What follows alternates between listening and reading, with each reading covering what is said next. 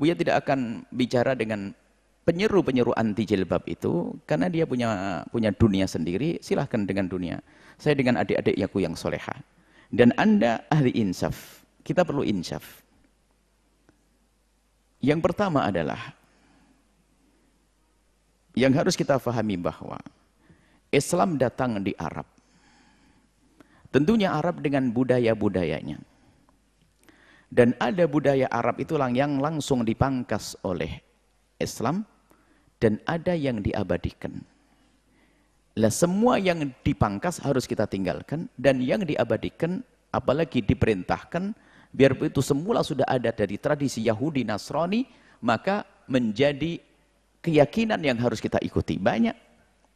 Termasuk diantaranya urusan berjilbab, menutup kepala. Itu adalah sebelumnya sudah ada tradisi di luar Islam, sebelum datangnya Nabi Muhammad. Dan Islam datang mengukuhkan sesuatu yang ada, dan itu bukan aib, bukan cela. Nabi mengukuhkan. Nah, kemudian setelah itu, ini adalah bicara masalah budaya. Budaya di luar Islam ada. Waktu itu sudah ada, kemudian muncul Islam, dikukuhkan. Jadi banyak sesuatu yang sudah ada, Islam mengukuhkannya. Nah, kemudian bicara tentang ilmu, nggak susah. Makanya yang repot kalau kita bicara dengan ngereka-ngereka dengan akal kita sendiri, nggak ketemu dari mana jalurnya. Kalau bicara ilmu, wahai Anda Ustadz, sekelas saya, yang hanya bisa membaca kitab kecil-kecil saja, nggak usah saya dengan Anda berbicara tentang sok mentafsiri Al-Quran. Ayo Anda baca, yang Anda sangat akrab dengan kitab kecil di kampung Anda. Ada kitab Safinatun Najah, ada kitab Sulam Taufik, ada kitab Takrib dan syarahnya Ibnul Qasim Al-Ghazi Fathul Qaribnya. Anda itu baca yang kecil, bagaimana di saat bicara tentang aurat. Kalau Anda ingin tahu bab aurat, adalah di bab masalah syaratnya sholat. Dibahas tentang aurat di dalam sholat dan aurat di luar sholat. Kemudian di bab hidbah, masalah tunangan, dibahas lagi. Dari kitab yang paling kecil sampai gede, adalah sangat jelas. Bahasanya ini harus ditutup, kepala harus ditutup. Khilaf adalah wajah dan telapak tangan. Ini bicara kitab fikih yang sudah disajikan oleh para ulama, tinggal makan, nggak usah kita ngolah, nggak usah sok kita berijtihad dari hadis dan Quran, disajikan. Dan semua ulama menghadirkan itu adalah dengan ilmu. Hanya Quran dan hadis yang disembunyikan karena apa? Bukan bagian kita untuk masak, kita tinggal makan saja. Sudah jelas. Permasalahan kita kurang insaf. Sudah ada di sini, seolah-olah kok kita tidak punya ilmu. Ini ilmunya guru-guru kita yang kita ambil dari kitab-kitab kecil saja sudah sangat jelas. Makanya saya kalau bicara dalil nggak ada gunanya kecuali bagi orang yang siap menerima dalil dan mengerti tentang dalil. Ya, ini di kitab-kitab fikih sudah ada. Adapun ahli tafsir, bicara ahli tafsir, wal yadribna bi khumurihinna ala juyubihinna, masalah bagaimana khimar yang harus diturunkan sampai menutup dada, para ahli tafsir menjelaskan itu adalah tutup kepala dipanjangkan sampai menutup dada. Ahli tafsir nggak ada khilaf dalam hal ini, sehingga dikatakan ijma' ulama. Ijma' ulama. Mulai ada orang memunculkan ini adalah tradisi Arab dan sebagainya. Intinya menutup kepala. Anda tidak harus menutup kepala dengan model jilbab khusus. Nah, ada penting kepala Anda tertutup, terserah Anda pakai selimut, Anda bungkus juga. Yang penting nggak lihat kompria, itu kan. Jadi kalau Anda ingin menyesuaikan dengan budaya Jawa, karena orang Jawa, ya boleh Anda. Anda usah pakai hitam, batik, atau apa. Tapi intinya ini harus tertutup. Sudah ada. Kalau baca Al-Quran, mereka bisa memotong satu Al-Quran. Masalah yudhina min jalabibihinna diterangkan, ini adalah bukan masalah jilbab dan sebagainya. Itu kan baju panjang dan sebagainya. Ini tidak harus tutup. Leher kamu macam-macam. Ada upaya-upaya untuk merusak Al-Quran dengan tafsiran sendiri, tidak kembali kepada ahli tafsir. Kalau saya ingin bangun rumah, saya akan kembali kepada siapa? Arsitek. Kalau urusan ilmu fikih, saya kembali kepada ahli fikih. Urusan tafsir, saya harus kembali kepada orang yang terbukti dia mengerti ilmu tafsir, usul tafsir. Lah ente, ya yang ada di barisan sini dan saya punya ilmu tafsir macam apa? Bisa menafsiri lalu berbeda dengan ulama itu? Apakah tidak malu saya? Lah ini loh keanehan di zaman ini tuh, Anda ini siapa?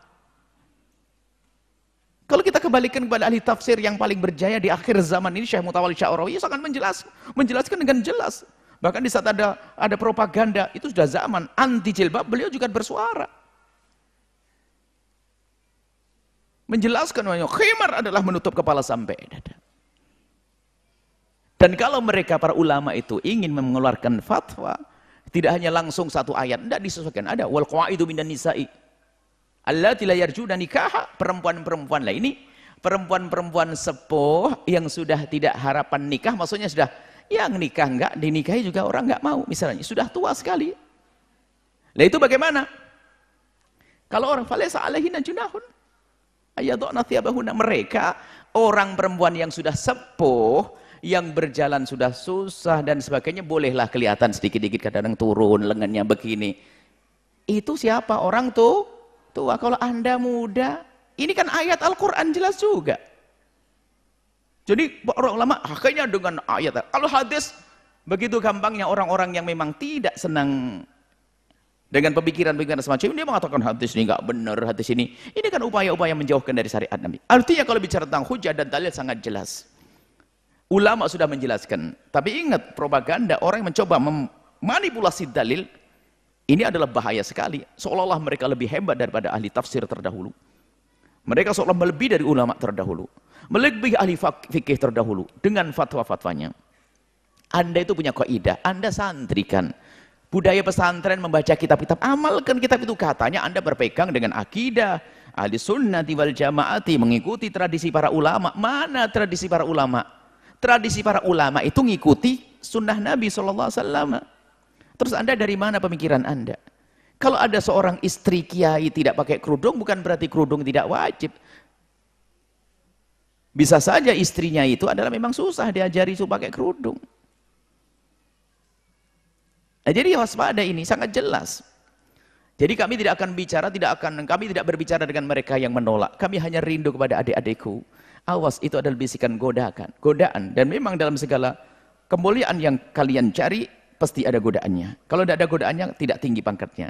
Anda ingin hijrah adik-adikku yang solehah, dari pakai baju yang seronok, asal saja sekarang mulai berkerudung, tiba-tiba dengar fatwa semacam ini. Hati-hati, itu adalah bisikan daripada syaitan, daripada hawa nafsu. Awas, jangan engkau dengar, wahai adikku. Kami tidak berbicara dengan mereka. Jangankan saya, ulama-ulama gede saja tidak didengar, apalagi saya. Mau apa? Ulama-ulama besar sudah jelas. Syekh Mutawalla Sya'ri kurang apa? Orang besar, ulama besar, ahli tafsir, ahli fikih. Buku fikih yang dibaca oleh bapaknya dia, pamannya dia baca. Kan ada keluarga kiai mungkin. Yang membaca kitab jelas masalah aurat. Itu saja tidak didengar, ngapain saya harus ngomong dengan dia? Saya hanya doakan saja kalau ada orang semacam. Semoga Allah memberikan hidayah, tidak menjadi fitnah dalam hidup manusia ini. Sudah ada wanita soleha, ingin menutup auratnya. Gara-gara omongan semacam ini lalu dia berubah. Na'udzubillah. Kalau memang jelek-jelek untuk dirimu sendiri, nanti doakan insya Allah mudah untuk diampuni. Tapi kalau sudah engkau membawa orang lain, repot tobatnya. Tolonglah ya Ustadz atau ya Ustadzah yang biasa aneh-aneh. Saya cinta kepada Anda karena Anda umat Nabi Muhammad. Tolonglah jangan lanjutkan yang semacam ini. Percaya, Anda akan menyesal nanti di saat Anda menghadap kepada Allah Subhanahu wa taala. Yuk kita belajar tawadhu. Anda yang mendengar suara ini, belajarlah Anda tawadhu. Artinya apa? Siapa yang perlu Anda dengar? Kalau ada orang hari ini seperti saya ya, merasa lebih hebat daripada ahli tafsir, ente buang, Anda buang saja. Kok bisa? Ya, bisa apa? Seorang lebih hebat dari Syekh Mutawalla Sya'rawi. Berarti saya nggak tawadhu dong. Urusan ijma' ulama, masalah nutup kepala, kesepakatan ulama. Jika ada satu tokoh yang tanya ulama ustadz, ini satu dibanding ribuan jutaan. Anda harus bisa melek dong, mikir dong. Dan dia adalah manusia, yang mungkin dia adalah orang alim, tapi dalam hal ini kepleset, salah. Dan biasa dalam dunia ilmu ada yang salah. Jadi jangan yang salah ini jadi idola pemikiran yang Anda angkat. Yang salah Anda pinggirkan. Mungkin Anda kagum dengan pemikiran yang lainnya, tapi ini salah. Dia mencoba menghadirkan tafsir yang baru, tafsir yang sesuai dengan zaman, dan sebagainya. Memang orang dulu tidak hidup di dunia. Sama zaman, ya. Tapi kalau penafsiran ada penafsir yang bagus menjadi ijma' ulama dan sudah menjadi sebuah kejelasan yang nggak bisa kita rubah. Masalah urusan tradisi, boleh Anda pakai baju, nggak harus pakai baju hitam. Sekarang baju apa? Gamis, batik, boleh. Ya, kain kafan, boleh. Yang penting menutup itu semuanya. Mungkin Anda saudaraku yang ada di Eropa sana, Khususnya di musim dingin. Kalau Anda pakai jilbab mungkin akan menjadi pandangan yang tidak baik. Anda bisa menjadi penutup segala macam, bisa jaketan dan sebagainya, aman. Nggak susah. Kalau memang di lingkungan Anda dipandang sebagai sesuatu yang menyeramkan bagi mereka, Anda bisa menutup dengan cara bermacam-macam.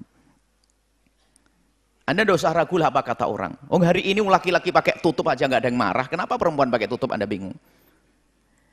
Jadi permasalahannya sekarang kita baru membangun keinsyafan. Saya kadang-kadang sedih jika ada orang seperti itu, ya Allah. Tanggung jawabnya di hadapan Allah. Jika engkau, wahai Ustaz, tidak bisa menyuruh istrimu atau anakmu pakai kerudung, jangan katakan kerudung tidak wajib. Cukup sampai di situ. Jangan sampai punya fatwa yang aneh-aneh. Kita perlu ilmu, dan Anda, wahai pendengar, pemirsa, yang senang mendengar fatwa, Anda bisa memilah dan memilih. Dalam urusan agama Anda bisa memilah dan memilih loh ya. Dalam urusan agama, apakah kapasitas ilmunya seperti apa? Bertentangan dengan siapa? Contoh, di saat ada sebuah ide tentang sebuah pembangunan, seorang insinyur arsitek dengan keahlian bermacam-macam, dia memprediksi bangunan dengan begini akan runtuh dan membahayakan dan sebagainya. Lalu saya, seorang ustadz, wah, tiba-tiba Ustaz mengatakan, nggak apa-apa ini, bangunan semacam ini bebas. Karena Allah Maha Kuat. Anda percaya dengan arsitek atau saya? Arsitek bahaya, Anda tidak berani ke bawahnya, nggak roboh kata arsitek. Kenapa? Semua punya spesialisasi, punya bagian masing-masing. Jika urusan pembangunan jangan dengar saya dong. Dia saya sudah jadi ustadz belasan tahun, tolonglah. Jangan diatur wahai Pak arsitek. Lah, roboh nanti mati santri. Mohonlah semua harus tahu bagian masing-masing. Kita perlu insaf ternyata hari ini. Di saat saya sudah mulai bicara selain daripada yang saya ketahui, maka akan kehancuran. Jika sesuatu diberikan kepada bukan ahlinya, fantadhiris sa'ah, tunggu kehancuran.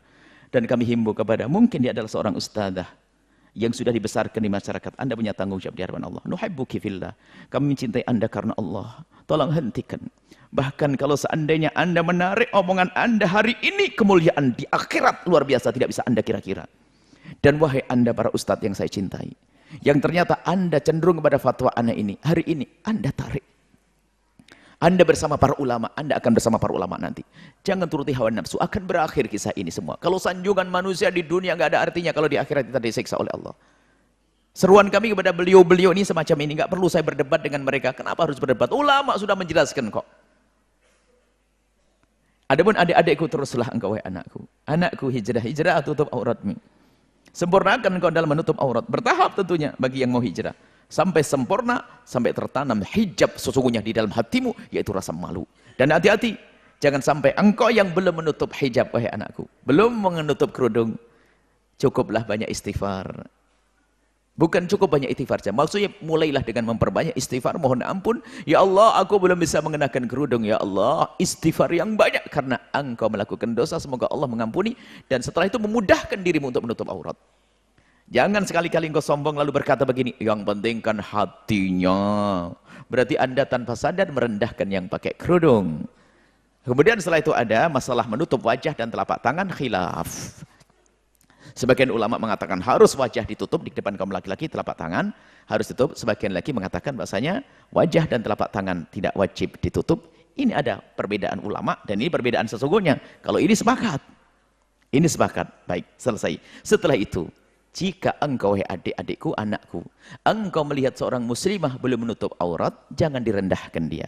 Mungkin dia belum mengerti ilmunya atau dia terpengaruh dengan pemikiran yang salah tadi. Perlu diajak dengan halus. Bukan waktunya Anda merendahkan siapapun. Tapi waktunya kita menumbuhkan makna kasih sayang di hati kita. Jika ada saudari kita yang belum menutup aurat, doakan dan doakan. Bukan dihinakan. Yang sudah menutup aurat, bersyukurlah. Yang belum menutup aurat, setiap hari memohonlah kepada Allah, ya Allah mudahkan aku untuk menutup aurat. Ya Allah, menutup aurat. Menutup kepala, lengan, betis, paha, dan seterusnya.